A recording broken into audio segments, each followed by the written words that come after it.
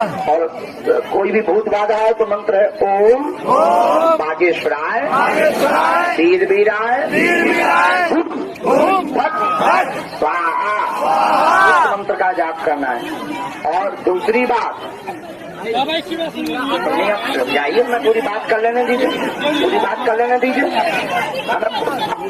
कर लेने दीजिए, नहीं सुनेंगे आपकी। अब हमें बात कर लेंगे, गलत बात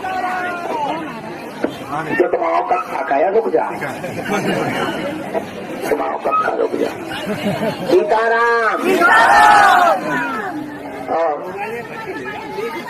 निराश होकर मत जाया करो जी गुरु जी। बालाजी के चरणों में ध्यान करके आज से बालाजी तुम्हारे और तुम बालाजी। हम तो मूर्ख हैं, नालायक हैं।